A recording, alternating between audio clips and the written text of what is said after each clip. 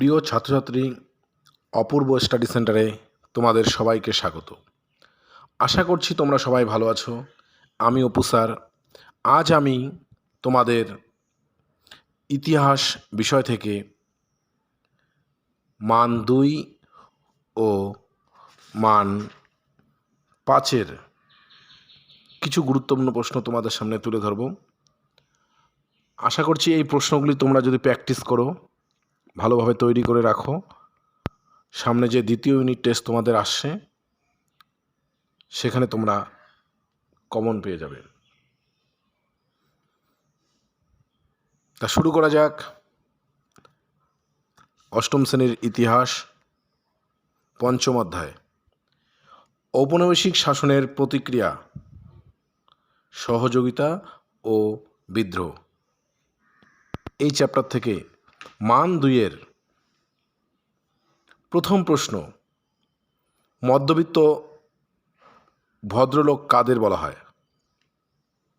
দ্বিতীয় প্রশ্ন, কে কবে আইন করে সতীদাহ প্রথা বন্ধ করেন? তৃতীয় প্রশ্ন, নব্যবঙ্গ বা ইয়ং বেঙ্গল কাদের বলা হয়? চতুর্থ প্রশ্ন, কে কবে কোথায় আত্মীয় সভা প্রতিষ্ঠা করেন? পঞ্চম প্রশ্ন, বারাসাত বিদ্রোহ বলতে কি বোঝো? ষষ্ঠ প্রশ্ন, তিতুমির কাদের বিরুদ্ধে বিদ্রোহ করেছিলেন? সপ্তম প্রশ্ন, কে কবে আর্য সমাজ প্রতিষ্ঠা করেন? অষ্টম প্রশ্ন, ওয়াবি আন্দোলন কার নেতৃত্বে কোথায় হয়েছিল? নবম প্রশ্ন, কে কি উদ্দেশ্যে হিন্দু মেলা প্রতিষ্ঠা করেন?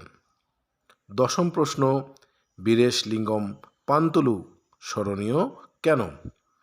এই ছিল পঞ্চম অধ্যায় থেকে মান 2-এর 10টি প্রশ্ন। এই 10টি প্রশ্ন তোমরা ভালোভাবে রেডি করে রাখবে, তাহলে তোমরা দ্বিতীয় ইউনিট টেস্টের পরীক্ষায় কমন পাবেই। এখন আমরা আলোচনা করছি মান 5-এর প্রশ্ন। মান 5-এর প্রশ্নে প্রথমে যে প্রশ্নটি আমি রেখেছি সেটি হলো, প্রথম প্রশ্ন, নারী শিক্ষায় বিদ্যাসাগরের অবদান আলোচনা করো। এটা খুবই ইম্পর্ট্যান্ট, ভালো করে পড়বে। বিদ্যাসাগরটা তোমাদের জন্য খুবই ইম্পর্ট্যান্ট।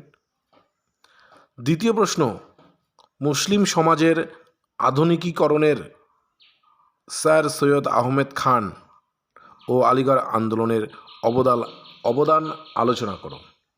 এই প্রশ্নটাও খুবই গুরুত্বপূর্ণ, এটা তোমরা ভালোভাবে রেডি করবেই। তৃতীয় প্রশ্ন, ব্রাহ্ম আন্দোলনের মূল বক্তব্য কী ছিল? ব্রাহ্ম আন্দোলনের সীমাবদ্ধতাগুলি আলোচনা করো। চতুর্থ প্রশ্ন, এটাই আমার শেষ প্রশ্ন, এটাও তোমরা ভালো করে রেডি করবে।